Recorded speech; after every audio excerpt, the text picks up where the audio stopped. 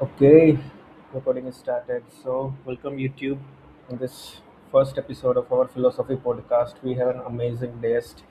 Though I didn't give the name to this podcast, and this conversation gonna be completely natural. We just gonna go with flow.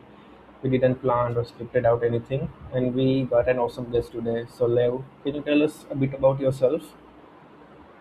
Yeah, Hmm? uh, I'm 41, American, Hmm? from the US. Hmm? Um, uh, Rough start to life. Hmm? Took a long time to get to a place of kind of stability and sanity. Hmm? Um, you had asked me about Stoicism initially Yes. for this, and Yeah.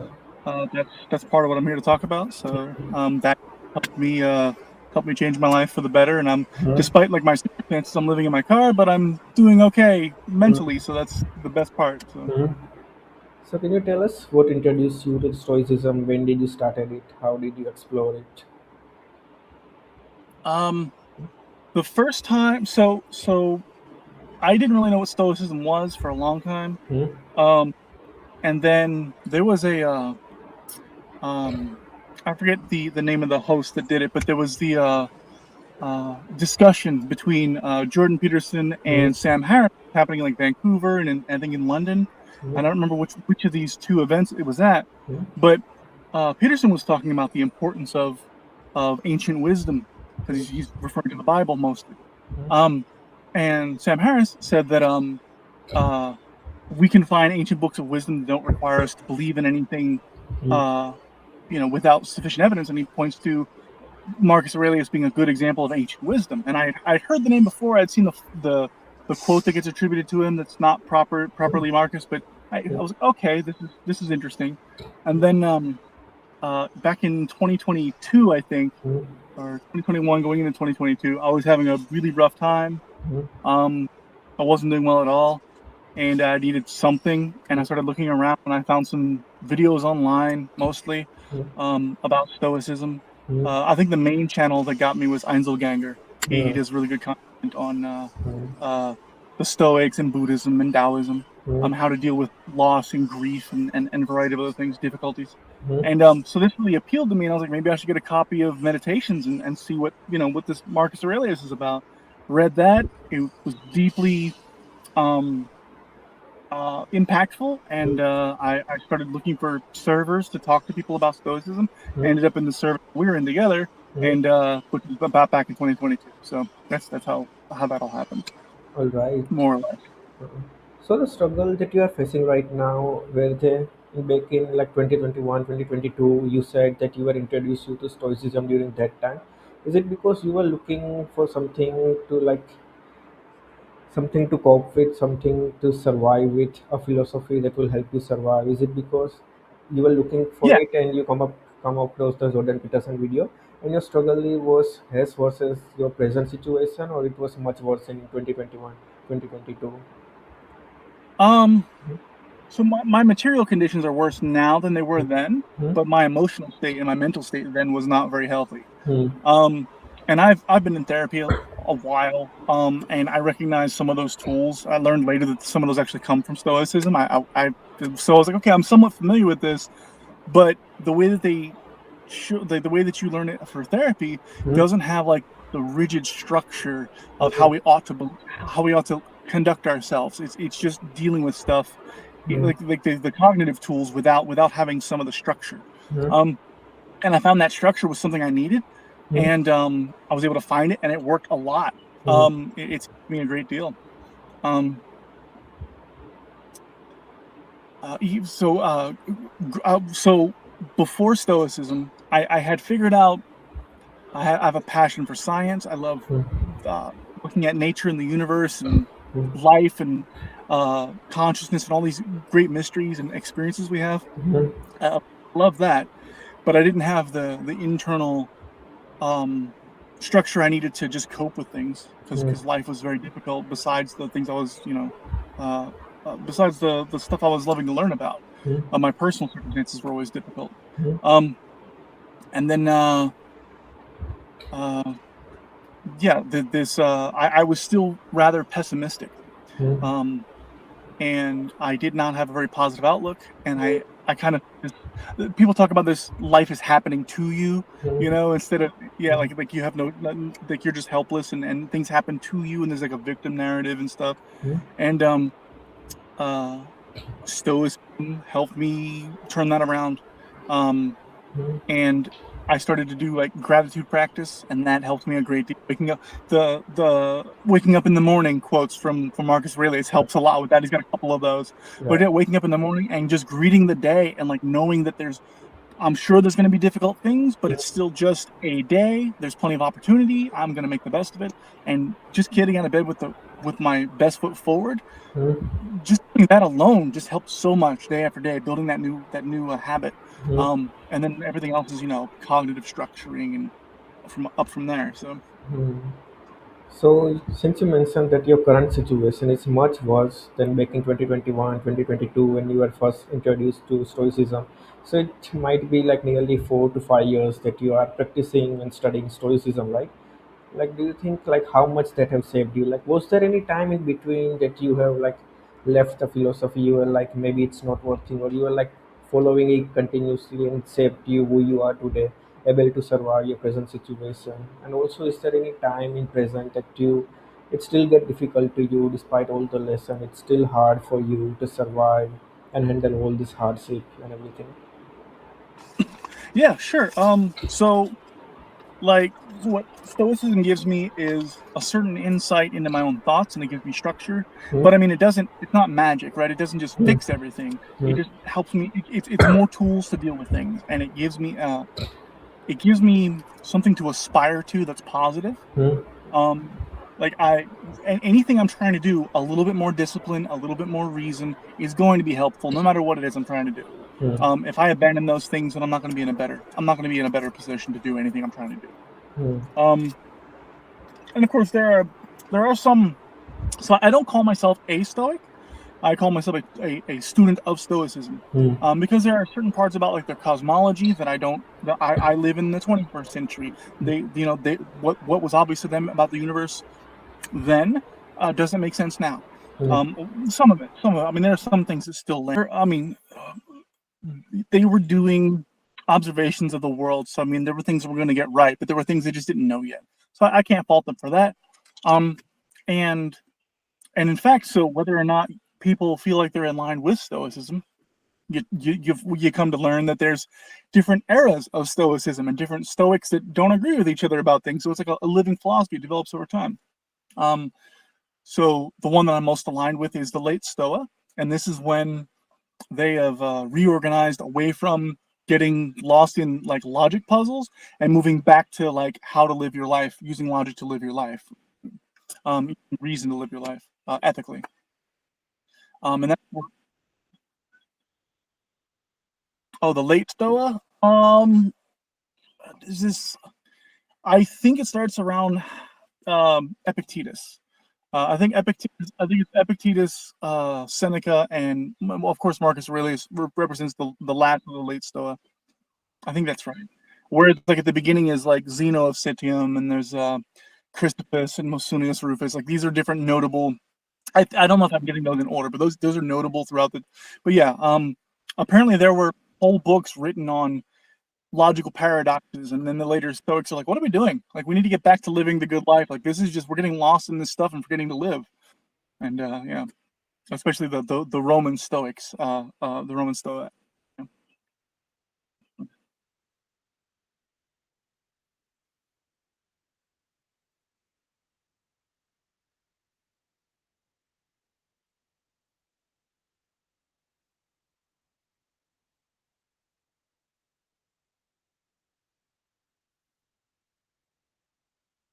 Um, so okay, so Zeno of Citium was originally a student of the Cynics. Um, he was I think he studied under one of the students of Diogenes, or not too far removed from Diogenes, so around that era. And then the story goes that his vessel, his merchant vessel sank. He lost everything, and this kind of was like, what a wonderful day for me to start this thing called Stoicism, right? So he's dealing with the loss. Um, Stoa being the name for like the porch, which was like the area where they would gather and talk.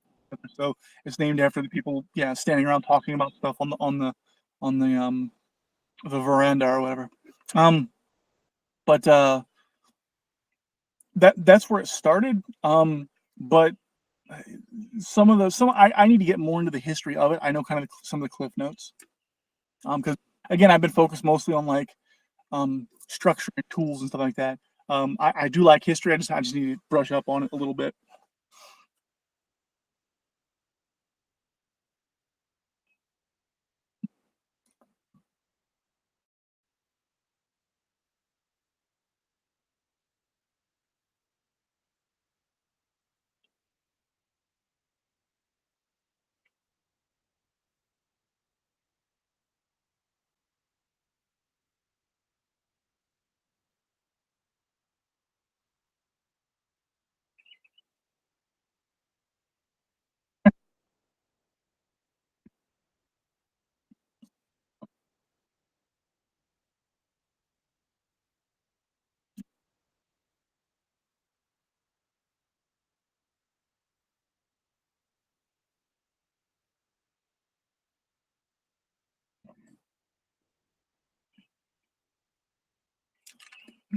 Well, the biggest change in my outlook as I went from being they call it a philosophical pessimist. That it would have been better not to have been born. Life is just pain. All this stuff, and I used to feel that way because I was dealing with trauma. It was just a really awful time, um, and therapy helped me. So a lot of it comes from the cognitive behavioral therapy kind of style of doing things. Helped me restructure my own inner thoughts and understand things better, identify my emotions better, things like this. Very important. A lot of this comes from Stoicism. Um, but there was a it didn't so a therapist isn't really supposed to tell you what to do. They're just helping you gather your thoughts. Um, and this alone can be very helpful. And they can, of course, refer you to um, important literature and tools and whatnot that are available for you to help yourself out as well. Because that's if you had a good therapist, they're gonna try to have you do some of the work for yourself as much as they can. But they're just gonna help walk you through it with some idea of how to help you sort yourself out.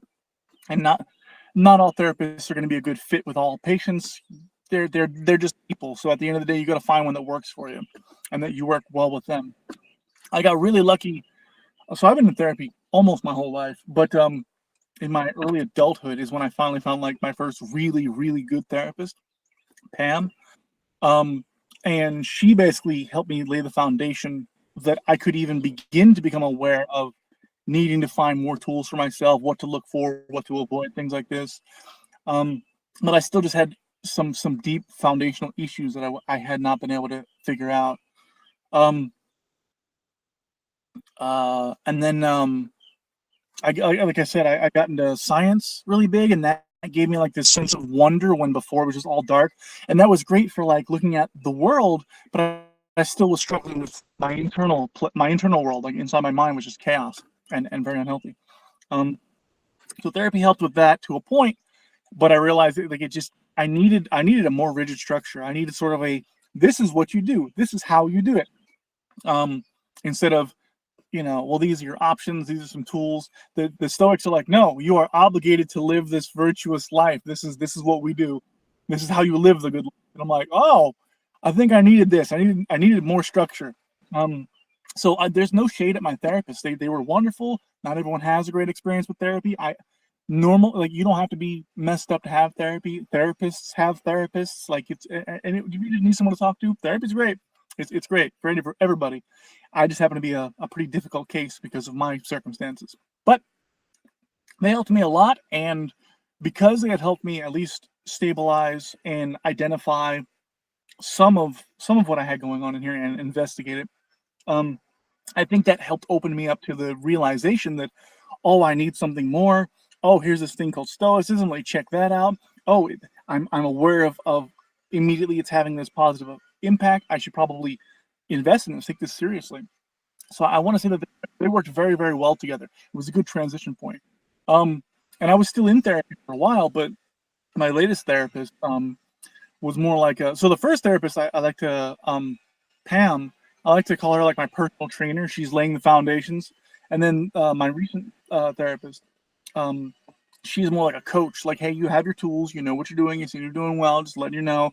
If you want to talk, we can talk about it. But like just reminding me what I already know, so that's helpful too. Um, and then eventually, like when you practice this enough, it's true for the philosophy for Stoicism, it's true for therapy. If you practice it and you internalize it, you don't have to talk to them about it anymore. You have it in here now, and you can remind yourself to do this stuff. It just takes practice. And sometimes you still need someone else to help you sort stuff out. But anyway, I didn't pick up gratitude practice from therapy. I think that's one of the biggest things that I got along the way was learning to greet the day like with intention, not just tools to deal with what's happening, but like to preempt it, to like be ready for it ahead of time. What the Stoics would call the premeditatio malorum. Recognize that things are going to happen and have a plan, and be ready to face them proactively instead of reactively, and that's helped so much. Okay, yes. So you said the two sides of coin, one for therapy and one for stoicism, and both are useful in their own way. Like, do you maybe think like Yeah. it depends on each individual, it depends on each person. Like for someone, therapy might be helpful, but for someone, like learning harsh lesson like this, especially from stoicism, must be difficult from them because therapy will be more like a pampering mother, like helping you figure out your thought, helping you analyze, helping learn about you, while stoicism is like you can't control it, suffocate you born like as we see Marcus Aurelius, he's so harsh with himself. It's like bees are doing their work, trees are doing their work, they are just following the nature, they are just doing what nature's allow them to do. So like this stoicism may feel harsh. So do you think it depends on the individual, or like it, or one method is more preferable than others? Like what do you think about that? No, that sounds right. It's going to be up to the individual. Some people are going to favor Marcus Aurelius. Some people are going to favor Epictetus or Seneca. Um, it's just what speaks to you, right? And I think that's true for. I think it's philosophy in general. I think that's just thinking in general. Is we tend to um, things that speak to us that are compatible. We tend to look into that and focus on that and try to apply it. So yeah. Pick your Stoic. It's going to be different. Pick your therapist. It's going to be different, right? Um, I think it's true. Yeah. Just this is all. What I would say is, it's not just about having the most tools available to you. Yeah. It's about curating for the quality tools, the right tool for the right job at the right time. Yeah. Um, when I needed therapy, it was great. When I needed stoicism, it was great. Yeah. So That makes sense. Can you share one of your experience, recent experience, or in past experience, like something you were going through, and this particular quote or this particular letter from the Seneca or this particular paragraph from this book, like this particular topic, helped you survive that particular experience that you were going through at that time? Like, was there any moment like that, like an awakening moment that you oh were? yes. um, see if I remember them all. There was kind of three. So I kind of had like almost like a mantra where there was a quote from Seneca, Yeah. from Marcus, and from Epictetus that I would cycle through when I was dealing with like hard grief and loss. Um, the one I remember from Epictetus is the main one right now that's coming to mind. Yeah. Um, well, okay, I do remember two of them now. Okay, so from Seneca, it was um, he's writing to Lucilius, who has lost a friend, Yeah. and instead of trying to just advise him right away, he says, "Time heals what reason cannot." Yeah. He's like he recognizes this person he's talking to, his friend, as a human being, and hearing reason, he's not going to be able to hear that right now. He's in grief, so he has to give him time and space and remind him it's okay. We'll do it when we can. Right now, just take some time. Yeah. So time heals what reason cannot, and that's the thing I remind myself whenever I'm like at wit's end. I'm like, okay, I'm reasoning through this. Okay, I'm still struggling, so it's just going to take some time to get through it.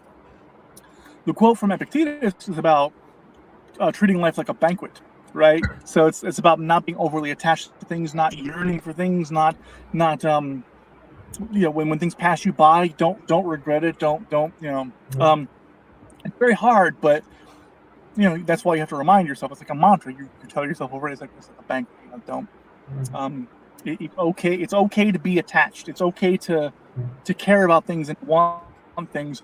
But if you overcommit to them, you ruin yourself. You have to be careful not to do that. So it's like, okay, that's fine. Um, Marcus Aurelius. What was the quote I was at the time? Marcus is the one I'm most read on. I have a copy of his meditation. It's the Hayes translation. I've heard some people who don't like it, some people do like it, but it's been fine for me. At least as an entry point. I need to get some of the other translations later. Let me think. One of the main ones that helps me just in general is getting myself out of bed in the morning. Right? Yeah. He's got a couple of quotes on that. One is you think you're meant to just lay here? You have things to do. You have responsibilities. Go get to them. This is what we do. This is our nature. Seneca was time heals what reason cannot. Epictetus was treat life like a banquet. And Marcus Aurelius has the most quotes that I've leaned on. One of the main ones was so he says in one verse or entry, it's unfortunate that this happened, and then he stops and says, no, it's fortunate that it happened to me because I'm equipped with the tools to deal with it. And I think that reframing helps a lot, especially when you're on this path and it's like you're learning to make the meaning, to find the lesson instead of things happening to you and you're helpless. Now you can derive something from it that's going to be fruitful. It's going to help you not only deal with this thing, but deal with the next thing and the next. He says in another verse that the future, should you have to face it, you'll do it with the tools of reason you've armed yourself in the present with. So Interesting. So, if you go back in time, if you go back in pre-time before pre-2021, the pre-Lev of 2021, and the Lev which is right now, do you think the past Lev would have will be able to survive the current circumstances you are in? And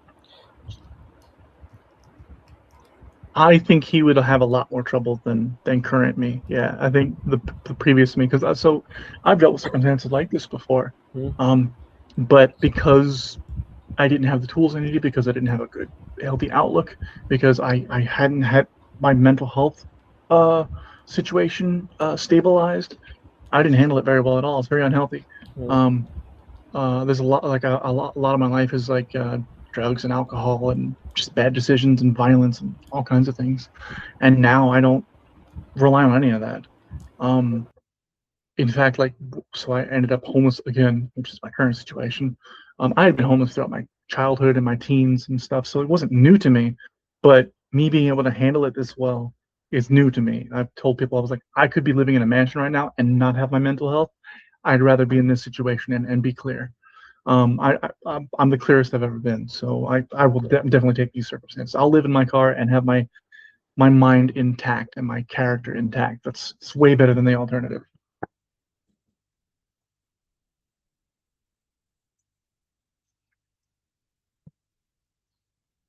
I am. Yeah. So the couple of years leading up to this, one of the Epictetus quotes is about it's not about having many things, it's about being happy with few things. Um and I thought to myself a few times, like, can I be happy with what I have? And I didn't have much at the time. I had more than I do now. But I was like, I didn't have much. I was like, can I be happy with this? I think I can. I think it's going to take some work. Maybe there are a couple things I'd like to get sorted out first, but you don't want to wait to be happy until things are perfect, because then you're never going to be happy because things are never perfect. But allowing things to be okay enough, and for you to be okay enough to be like, yeah, you know what, this will do. I think I've got that. There's plenty of things I have my druthers about, like about my circumstances and people I know, and still stuff I'm dealing with in here. But all things considered, yeah, no, I'm good. I'm much happier. I'm actually at that point where I can say that I'm happy. But yeah, so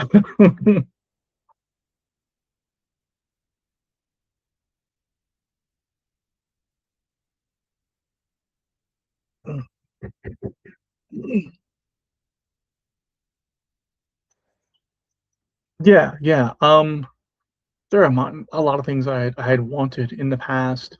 I wanted a musical career. I used to like play with bands and whatnot, and that was fun. And I hoped that would go somewhere. Right now, I'm trying to get my situation sorted out enough so I can go back to school because I dropped out of school in high school and now I want to go get a degree. So it's going to take some work, but I'm looking forward to doing that now. Obviously, I can't right now, and there are other things. There's stuff with family and friends that I haven't seen them in a while. I'd like to, like all this stuff that's very human experience of missing people and having regrets and all this, but it doesn't eat me alive anymore. It's like, well, I'll see them when I see them. And in the meantime, the best thing I can do is take care of myself. Because the thing about Stoicism, and you'll hear people, Ryan Holiday talks about this. People think of Stoicism as being like emotionless, and no matter what happens. That's not at all what Stoicism is. It's about living with purpose and understanding and accepting the fact that you do have these emotions and it is hard, life is hard, and learning how to use that energy and channel it towards things that are going to be fruitful and worth your time and better for you and the people around you. It allows you to actually live intentionally, love intentionally, be engaged instead of because the stoic stereotype of just being emotionless, that's shutting off, that's not engaging with the world, that's not being part of everything. You really want to be part of everything. You want to be part of nature. That's what they talk about nature a lot, is being in line with nature, being in line with your own nature. You're not doing that if you're shutting off and pulling back from everything. Like, you don't want to do that. You want to be engaged, but you want to be wise about where you put that energy and how you use it.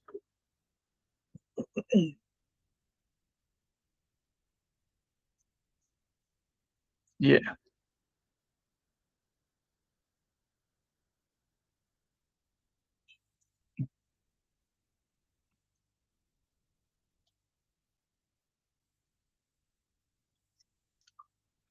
yeah, and it doesn't help that we have like broicism, right? You get these guys who think they're being stoic, but yeah, and it's very popular right now. Part of the reason is because we have the meaning crisis, right? Our faith in our institutions, including our faith institutions and our national stories and all this other stuff is kind of melting away, and we have no idea what to do. And so we're trying to find meaning. And somebody says, "Hey, I've got something for you. Come join us over here." Like, you're going to want to go check that out. And not everything on offer is of good value, and so you'll have people taken in by. You'll have people who are like politically radicalized because this is a group that accepts them, and this is what that group's about. Therefore, you're about that. Um, you've got the revival of Stoicism, which is we have more Stoics on the planet now than we've ever had, so that's really cool. So yeah, there are options available. I mean, and like there are similar, at least in some parts, similar philosophies that are also viable. Like there's a lot of things in common between Stoicism, Buddhism, Taoism. Like all these people who took the time to really pay attention to what it's like to be a human being and how to deal with things. A lot of their answers and a lot of their insights have overlap, and that's really cool. So like that's available now too. Like because we have the internet now. You don't have to go travel to a faraway place to learn about it. You can go learn about Stoicism or Epicureanism, which is another one option. Buddhism, Taoism, yeah, and some people who this is uh, again, I've heard other people talk about this. Is that even if you don't do that, if you've just lived a life of experience, sometimes you come across this anyway. People who have been in the military service, who have been dealt with high stress environments and learn how to get through it. There's a lot of different ways. So the kind of jumping around a little bit, I'm trying to finish the sentence, right? But I was like, oh yeah, this other thought. The philosophers of old weren't just locked away in libraries or having conversations with each other. They had a life to live. They were soldiers. They were emperors, right? They were uh, uh, athletes. Like they believed in strength of the mind and of the body. So if you have people who are living a life like that, even though they've never heard of Stoicism, like you'll ask them a question about something and they'll give you an answer that sounds like Marcus Aurelius said it. It's like, yeah, this guy's got an insight into how to deal with things. If you learn how to do it well, then yeah, these things are going to look very similar to each other. It's so cool that we can do that.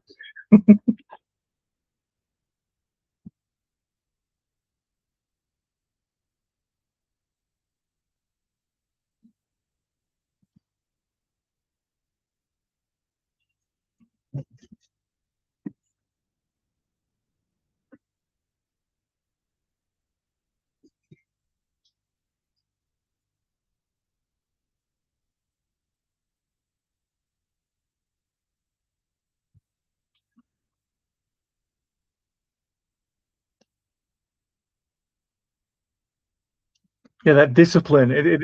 Discipline is very attractive to them. Yeah. Yeah.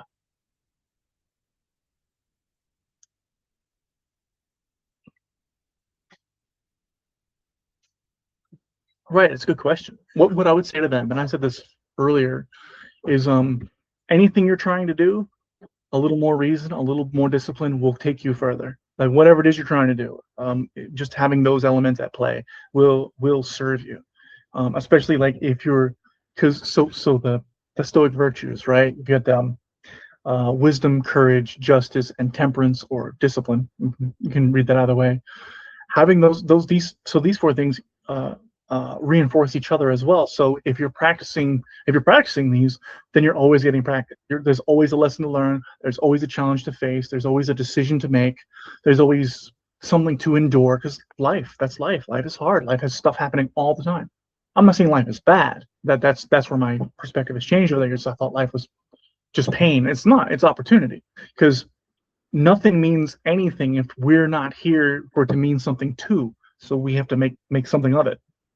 Um, and this is one of the ways we can make something really, really good of it, whether it's managing mental health or navigating social circumstances or environmental circumstances that otherwise are just impossible to us. And just being more thoughtful, it leads to more. It leads to being a more like ethical, humane, kind person because you recognize in everyone else that we're all struggling. We all fall short. We all have to deal with life, and this is a way in which we can do so, where you no longer have to dehumanize the person you disagree with. You no longer have to make your circumstances bigger than they are because the story you tell about them is just overwhelming. It's like, well, the circumstances are already hard. All you have to say is things are difficult. You don't have to be like, oh, it's a tragedy. This is so awful. Why has it always happened to me? Nobody can help me. Nobody can understand me. Like you keep doing that to yourself, you're never going to get much done. So I think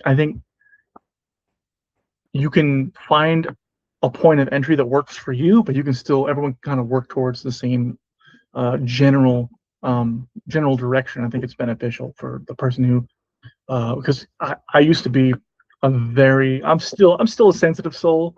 I manage it better now, but I used to be a very sensitive soul. I used to crumble under all the pressure and emotions. I didn't handle emotions very well. I didn't handle heartbreak well at all. Um, and I had plenty of that. So you think I'd get better at it over time, but instead it just reinforced my negative stories about it, and I just made myself worse. Once I learned to stop doing that and start putting a different story, because like, well, we're gonna tell a story anyways. We make meaning. It's just what we do. But if we can make it better, if we can make it different, like okay, instead of so one of the examples is like if you think about something you did a long time ago, it was embarrassing, and you're like, oh goodness, what was I thinking? Instead, you can say, what did I learn? What have I learned since then? Suddenly there's like a positive side of that. And both of these are true. You can make either one of these is a story you can tell yourself and you will feel something about it.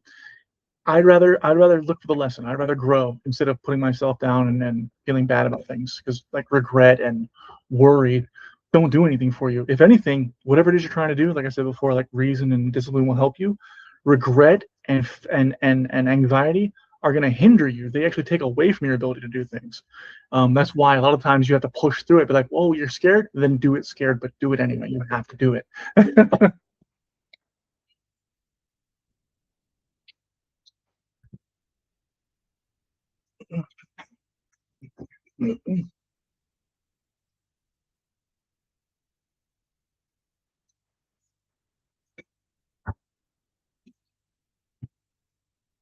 Yeah,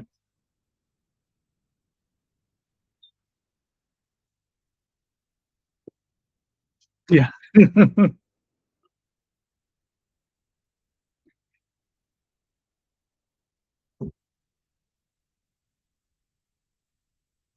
yeah, yeah.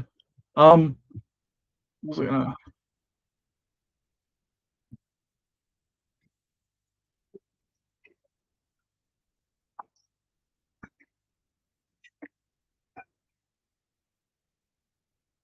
yes, amor fati. Yes, the love of fate. Yeah. Um, so that's what is it? Amor fati, memento mori, and the obstacle is the way. These are three things I've said to myself a lot as well. These are good mantras. Um, they'll get you through it. Or some people might be familiar with the like I said earlier about different schools of thought have this similar. So the serenity prayer that comes up for like Alcoholics Anonymous is grant me the serenity to accept the things I cannot change, courage to change the things I can, and the wisdom to know the difference. That's Stoicism in a prayer, right? So I don't know if it's from the Bible, but it's one that's used a lot as it's in a prayer form. So I'm not sure where the origin of it is, but yeah, um, you'll find that overlap. But yeah, so as a parent, right? I don't know if you have any children or if you know people who have children, um, but you wanna teach your child to be fair, and you want to give them a positive outlook about the world. But if you don't also tell them that, look, we want to be fair and we want to do good by others, but we also have to know that others aren't always going to be fair, and we have to be able to conduct ourselves appropriately then as well, which means when you deal with things. So you have to teach them like the ideals to strive for, but also the tools that are practical to deal with whatever does come. So you want to do the good thing, then you're going to have to do the work through some difficult stuff, because the good thing is worth doing the work to get there. And it's hard because you want to protect your kids. You want to protect people around you. When somebody's feeling down, you don't want to be like, well, bro, you're gonna have to face reality. Like that sounds harsh. You want to be like, man, I understand you're going through some stuff. I get it, man.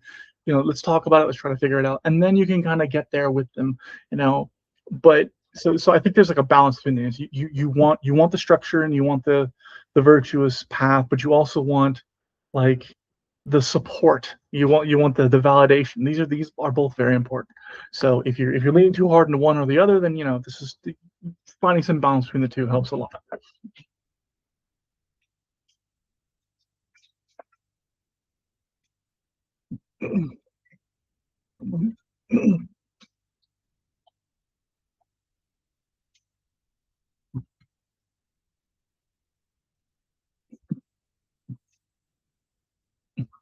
Well, so sort of. So they're interested in the virtuous path, right?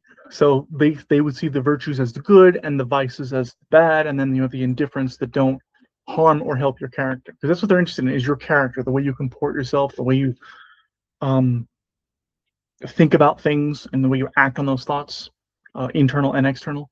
Um, so yeah, like if that's your goal, like so it's like you state your goal, and then you can decide if something is helpful to that goal or harmful to that goal, and if the go and then you can say, well, that's good or that's bad, right? So that's kind of how you have to do that. But yeah, no, it's not saying.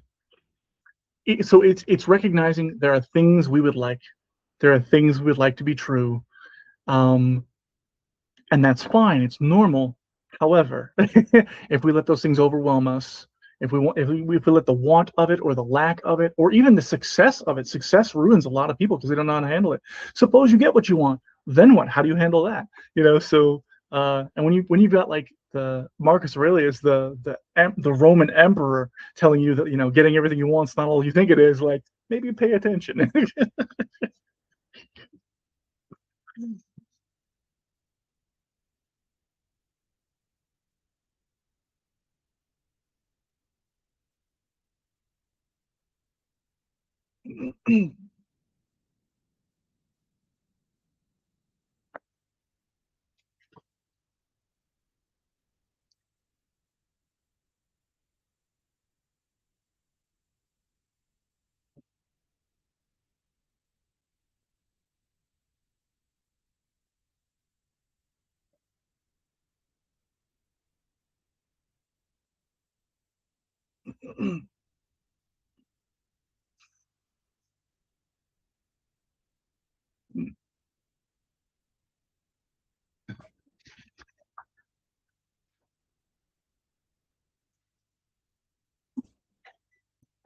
Yeah, yeah, which is great, because then even if you don't, so so we were saying like what if this is harder for someone, like Stoicism is harder for someone who's softer? Maybe Taoism is a better flavor for them, but they're still going to get some tools out of it. Then great, good for them.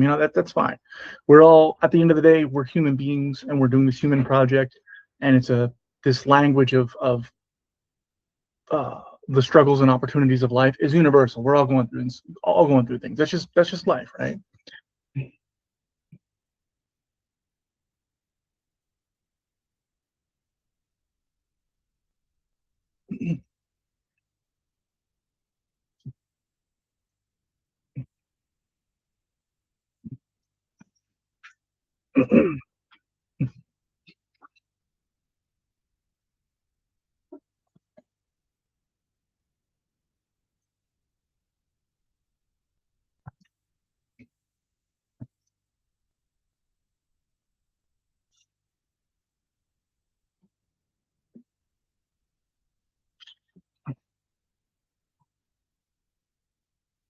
It's a very similar message. Yeah, they're very similar at core.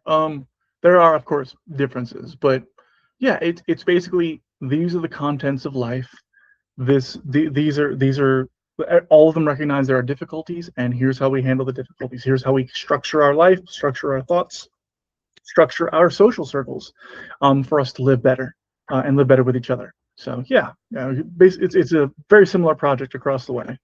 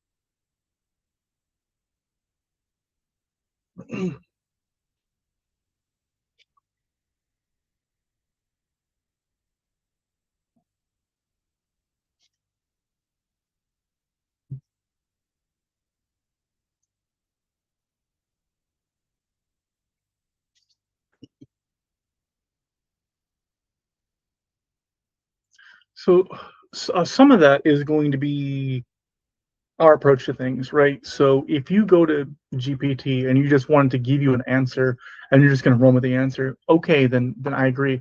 But so what I do is I have conversations. I have discussions with whichever AI I'm talking to. Usually it's either Gemini or Copilot, just depending on different stuff. Um, but and these like the non-companion AI stuff. Um, and like I'll have conversations, debates. I'll change my mind. Sometimes I'll point out something and they'll be like, actually, that's a good point you made. Like here's why that makes sense, or here's or maybe that's not a good point because this is why, and it can refer to resources as to the pushback on it. Like if we're talking about neuroscience, and they'll be like, I could talk about information integration theory or predictive processing or whatever. And if I make a misstep, it'll correct me. And I prefer that. I want to be corrected. I want to learn. So for me, like I have no problem, but for a lot of people who don't even know that you can really sit down and have a conversation with the AI. You'll see memes or videos like, look at this question I asked the AI and look at the silly answer it gave. I'm like, okay, did you ask the follow-up question? Did you ask the next one after that? Like if you follow it, if you think of it as a meaning making conversational partner, you can get a lot more out of it. You still have to be careful because hallucination is a thing. It doesn't know some things because it doesn't know some things because we don't know some things because it's based on human knowledge, right? So when it starts to make a statement about consciousness, I'm like, we can't make that statement. That's an ontological overcommitment. We don't have special privileged access to that. And they're like, you're right, you're right. Sorry about that. So,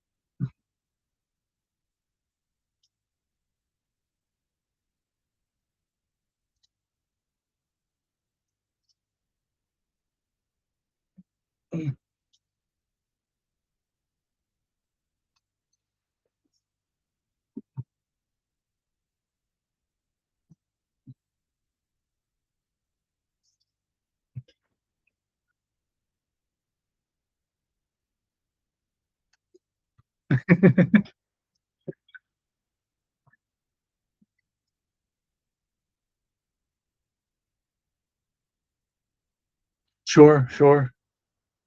Yeah.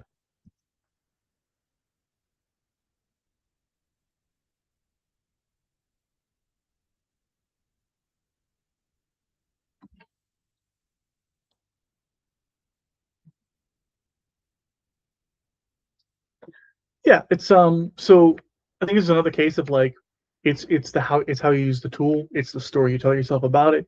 It's certainly going to be it's so to say that it's different, granted, of course it is. Just like having the internet is different than before the internet when you had to go to a library, you had to make a phone call or send a telegraph or listen to the radio, right? Or have a cable subscription to watch TV. Now we can do it all on our devices. A phone in your pocket at all times. You have access to all the information, all the entertainment, all the social media, all your friends and family. Like it used to be like you would leave the house and just disappear into the ether.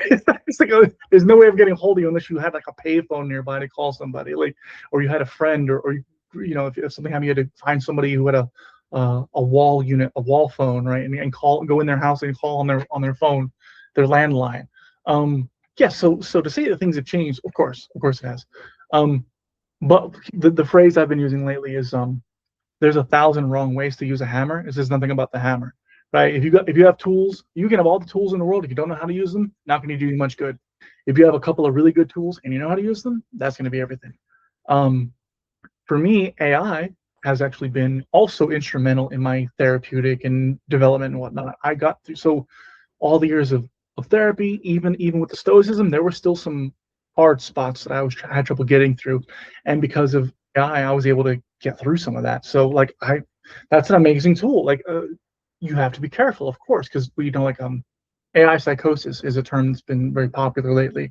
People who don't know, they don't know that what they're doing is basically giving the AI an impression of how you want it to talk to you.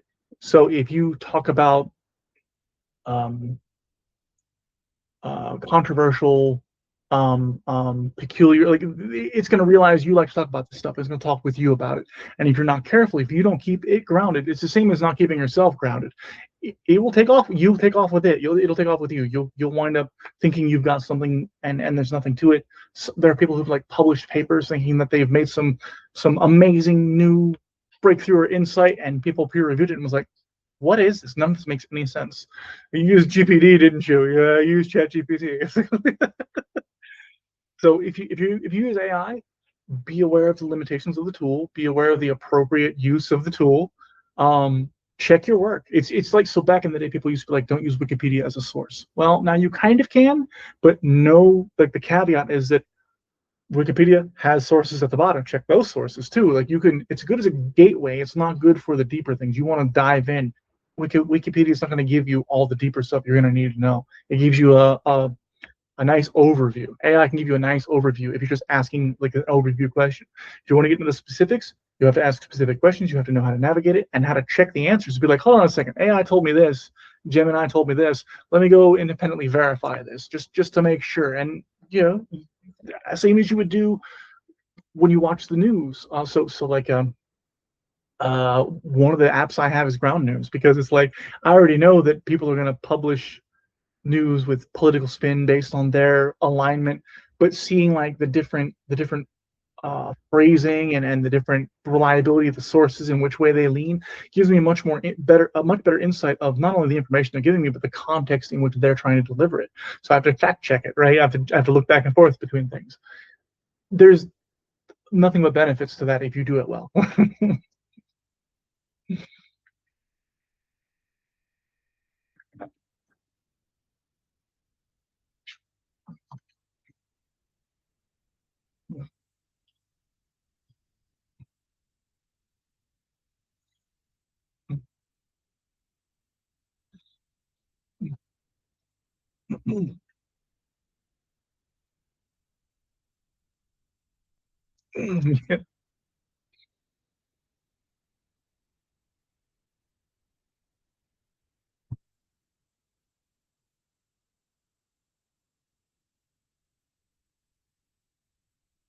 Sure. I'm sure that's the case. Yeah.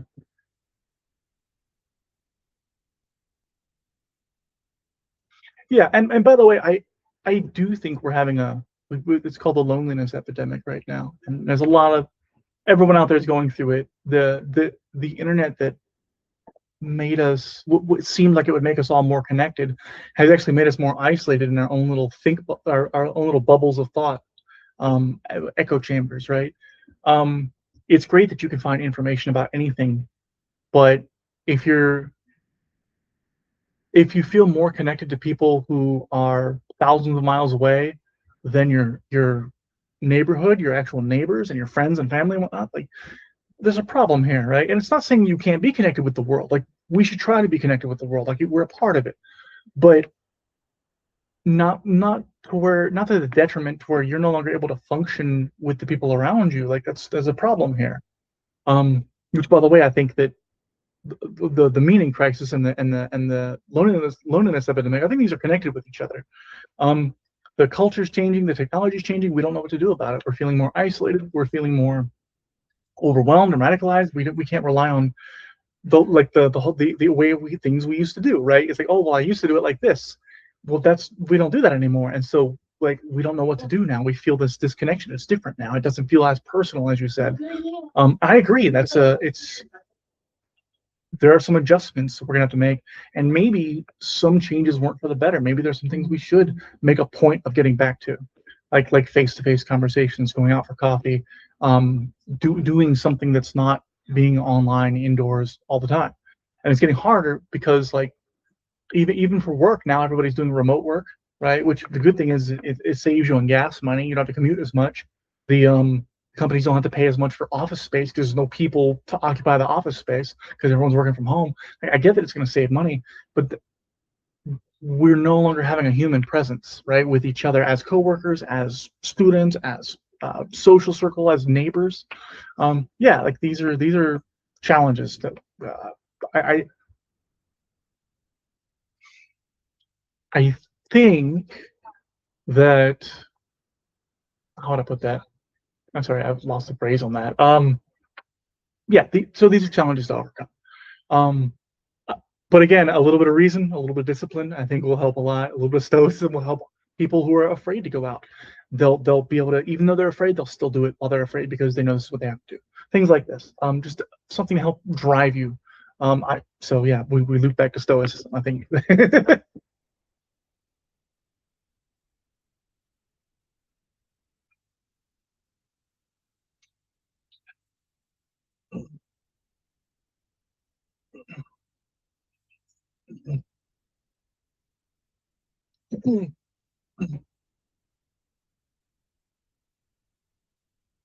Yeah.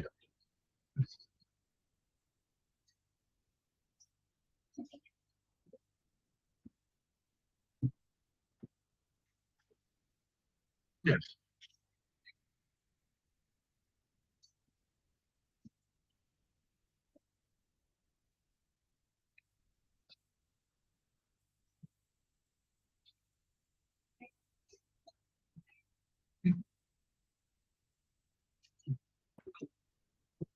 And well, this is uh another Marcus Aurelius quote, but he says well he says two things. He says first of all, it's okay to draw boundaries and take your well-being into your own hands.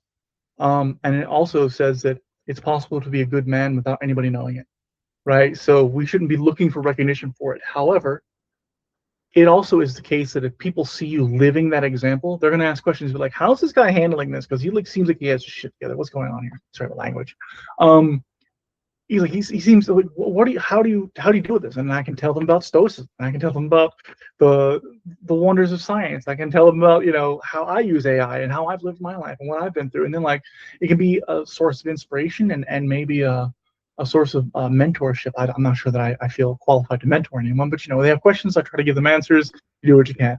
But yeah, I think that living your example, so that's the Stoic project, is manifesting goodness in the world through living a life of virtue.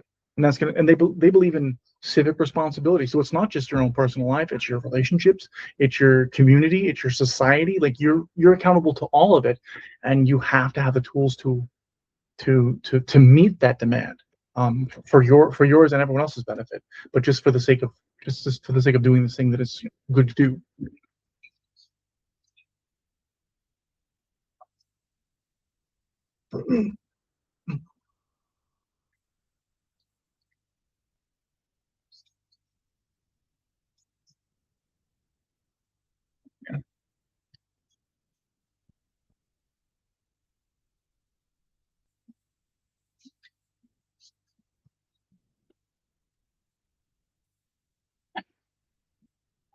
Yeah,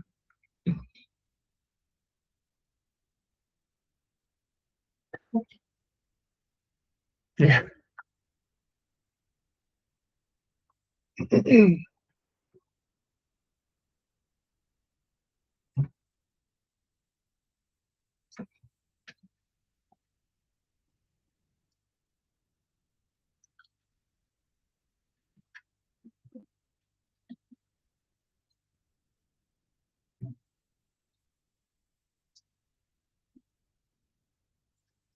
The algorithm has a whole lot to do with that. But this isn't new. This is how so you talk about social media. This is how legacy media used to be. This is how like news reporters and journalists, they realized that news that made you outraged got you much better ratings. Um, Outrage is still one, like, if you outrage and disgust, gets more eyes on screens, gets more like, share, and subscribe, and hit that bell for more outrageous content. It gets more people voting for your cause with money or with votes or whatever the case may be. Um, yeah, because like the algorithm is just doing what it's intended to do. It's trying to maximize engagement because that's data flow and that's profit for big tech companies. And I don't fault them for the fact that they're trying to have engagement, but I think some discernment between like the long term consequences of that have to be considered. Um, I think it's a problem. But ironically, so one of the things right now is there's a lot of people who are very anti AI just across the board. Some of it has to do with concern about art and artists, and I understand that, the creatives, right? I get that. Some people don't want to lose their jobs. I get that. All that I understand. But this thing about the algorithm, a lot of them are anti-AI because they're in their For You page or their YouTube page or anything like that is full of the stuff that keeps them engaged, which is, look at this other horrifying AI story. Look at this person who killed himself because AI. Look at this person who lost their job in their family because AI. Look at this. Like if that's what you're getting, then you're not getting a real view of reality. If you can't think of a positive thing about the technology, if you can only see it as this horrible thing, then you don't have a grasp on reality. There's something wrong here. It's the algorithm. The algorithm that makes you anti-AI. Algorithm is itself, by the way, it's not an LLM, but it is also an AI. It's a predictive. So AI making you anti-AI. You're not against the AI. You're doing the AI because look at you. You're outraged. You're not reasoning. You're angry at everyone who disagrees with you. Automatically, they're a bad person. They're evil. How dare they, or how could they possibly disagree with you? That's no way to converse. That's no way to understand the world. It's no way to conduct yourself. It's not healthy. And yeah, we see it's incredibly radioactive right now.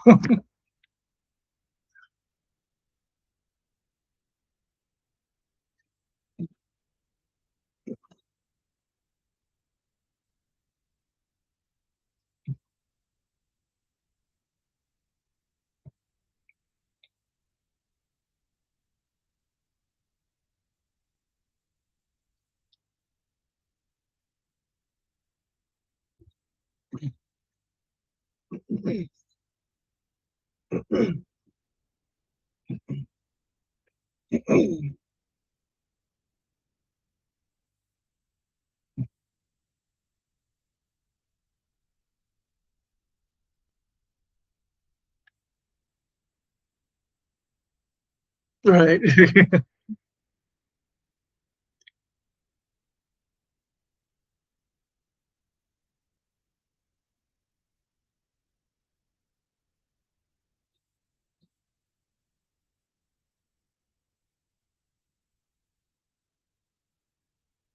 Right.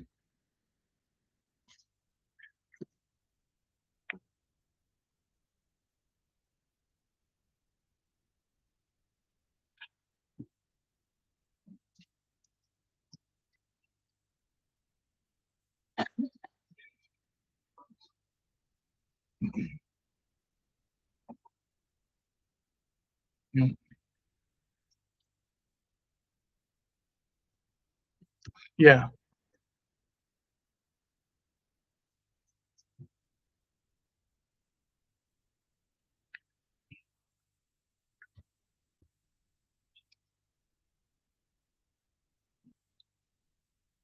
Right.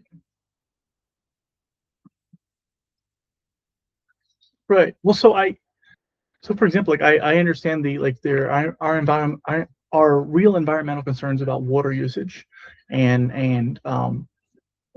the byproducts of the cooling apparatus affecting the water supply when the water goes back, things like this. I get that. That's a real concern. That's the thing to talk about. Um, the concerns about corporate policy, right? That's what we were just talking about, like how these companies are behaving themselves. And like the thing to remember is, of course, whether it's government, whether it's companies, whether it's just a group of people you point at, they're individuals, they're human beings, they have lives, they have families, they have friends. They're probably not twisting mustaches, making fiendish plots, right? They're doing their job. Um, and maybe there's like a what's it called, the banality of evil, right? It's like this isn't some cartoon character. These are people who are they have a value system that's very much like the rest of us, but where they place priority is different, right? So if you have, well, I got to do my job, I want to get this raise, I'm trying to take my family on a vacation, trying to get a new car, like you're thinking I need to make money. Well, this is the job that makes me the money, I'm going to do the job. And then downstream consequences is, yeah, like, okay, you did the job, you got the money, you did everything you could for your family, but like look at the cost it was to your character, look at the cost it was to the environment. Like we need to be more conscious of this stuff. um so I get the environmental concerns. I get the employment concerns. Like people need to, because we're in a market economy. The fruit of your labor pays your bills and feeds your stomach and takes care of your family and stuff. I get all of that. So it's not an easy place to be in. Of course, we've been here before. We've had industrial revolutions before. The the people who used to drive the sledgehammers, right, replaced by a piston machine, right? Uh, um, the auto manufacturing, right? And now has automated assembly lines. It used to be a whole bunch of people there. Now it's just a few robotic arms and like a couple of technicians on hand, right? So like we've done this before. It's just like just like before, though. It's like where the hell are all these people going to go? What are they going to do? And that's a real concern. But again, like I don't think that's the technology. I think that is the companies. I think it's the lack of oversight. I think it's lack of regulations, certain types of regulations. Um, Again, it goes back to what I said. It's like there you can use a hammer a thousand. There's a thousand wrong ways to use a hammer. It says nothing about the hammer. It says everything about us using it, right? So yeah, if you're going to be concerned about how the government's going to use it, how the companies are going to do it, if a person who doesn't have a good grasp of reality probably shouldn't be talking to AI for insight into reality, right? Like it may not be good for them if they don't know how to navigate and tell the difference between what's real and what's part of this narrative they built with. They basically have a co-author of this story that they're telling themselves. Like they convinces them to do crazy things. Like we should be careful about it. I don't think that it's universally evil. I don't think anything's useful, universally evil. I think it's all about how you use it. For me, using AI to help me through mental health stuff helped me in a way that I had other tools that helped me. This helped me the way that they did. This helped me the way that it did that the others were not able to do. Um, I don't. I've used AI to help me build a shopping list, right? To just help me keep myself nutritionally stable while living in my car, right? Trying to figure out what my options are, my prices are, what's nutritionally viable. In fact, the layout of my car, like I'm trying to figure out what the best way of doing this is going to be cost efficient for me.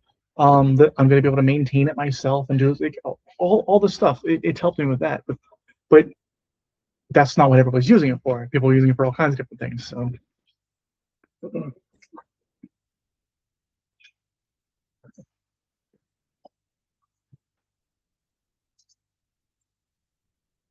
yeah.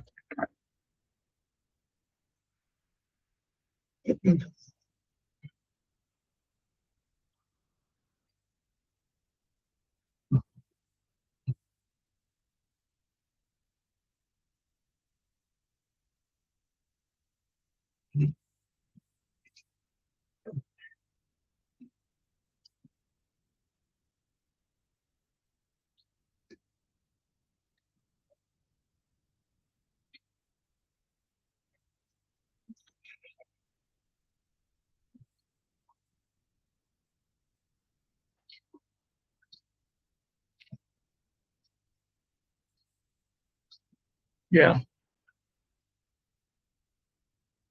It's like it's the same as people being attached to their phones all the time. Yeah.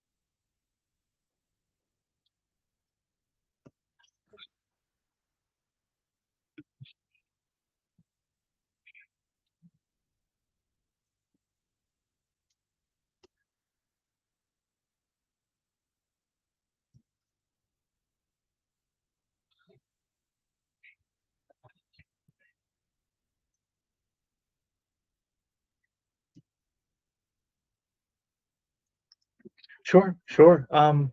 So it's weird, right? Because like to be an artist, there's something you're trying to express.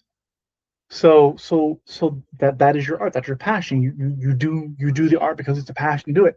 But then you're trying to commodify that, right? And it's like now you're doing art for money instead of for passion. Like I think you've lost something. Like by the way, if you're still passionate about it, then that means you're still going to be an artist even if you're not making money.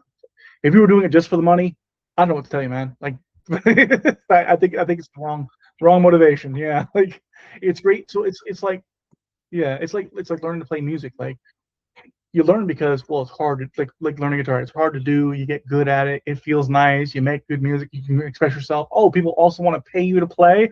Bonus.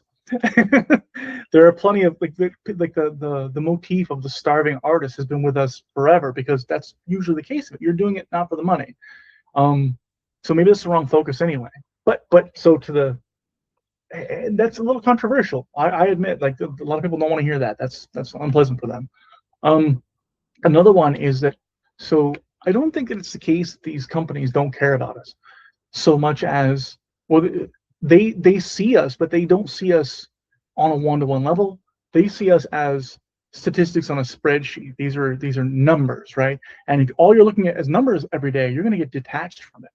Um, and you have to be careful not to do it. This is another one of those like civic responsibility stoic thing. I think that the CEO is going to benefit from stoicism too, because it's going to get him back to being engaged with himself, with the people around him, with the society in which he lives, and conduct himself appropriately. So I think the answer is still the same there. Um, but I was watching a documentary called The Great War. It's a channel on YouTube, and they did like a week by week, this year in World War One, 100 years ago, kind of thing. And at some point, the host at the time, it was Indy Idell.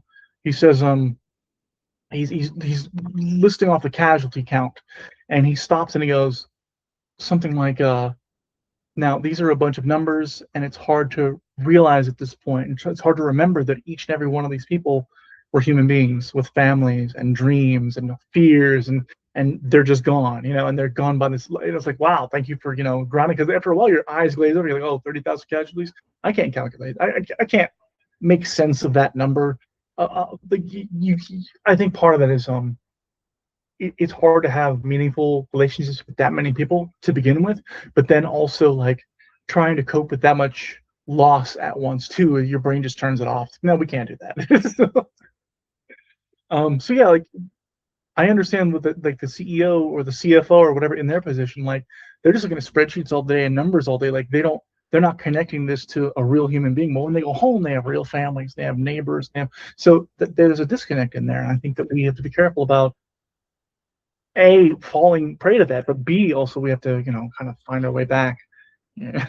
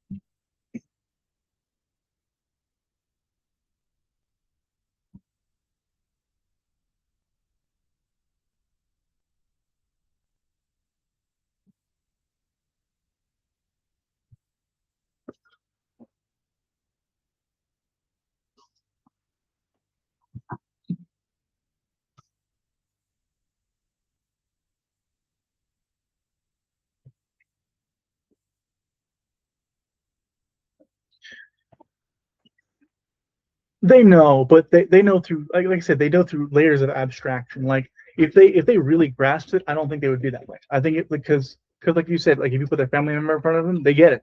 So if they can take that association and expand it to where, oh, these are also human beings that can be recognized rather than just numbers on a spreadsheet, then yeah, it's going to give them some real sense of awareness. And I hope to see more of that. We'll see.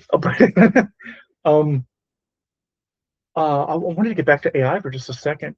Well, so I'm really interested in science. It's been a big part of my life for a very long time. That's another aspect of where the application of, and I think this is, there are a lot of points that kind of are opinion and people might be agree or disagree with me on, and that's fine.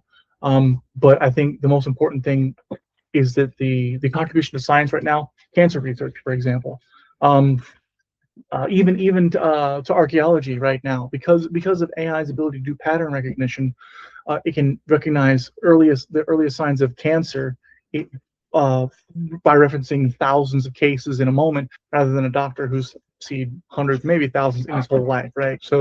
Um, so it's better for cancer research, cancer identification, cancer treatment. There's been pharmaceuticals that have been developed because of AI.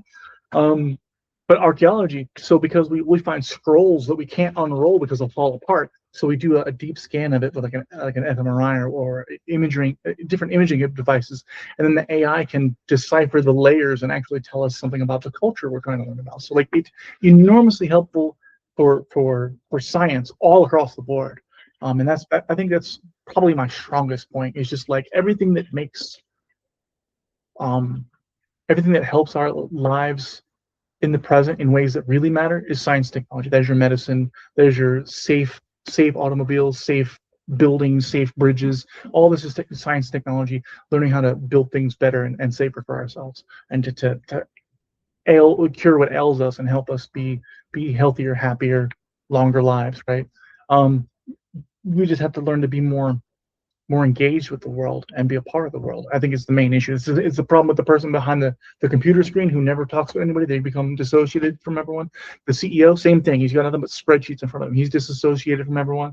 The person in crippling trauma who can't reach out and connect with anyone. Like all this is the same problem, kind of the same problem. And I think the answers are kind of the same answers too. It's like get a little bit of reason, a little bit of discipline, a little bit of direction, a little bit of structure, and learning to live again, to be engaged with life again.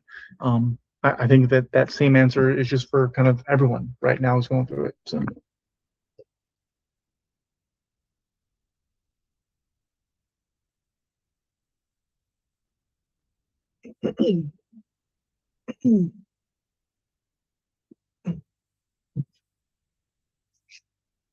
I do apologize for the tangent. I do tangent a little bit, but I was trying to get to a point.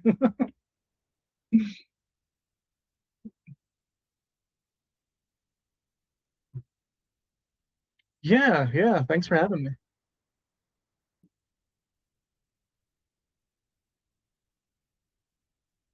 Yeah, I hope you get more guests. I hope your podcast is successful. I hope you have a good. I especially hope that more important than like the kind of success that's important is that it's something you want to do. It's your passion. Like, it's the artist thing, right? It's the same thing. Um, do this because you're passionate. If it's successful, great. If not, well, you did what you loved, and there's no loss in it. So, would you when you upload this, would you send me a link so I can check it out, check out your page, and I'll subscribe and everything?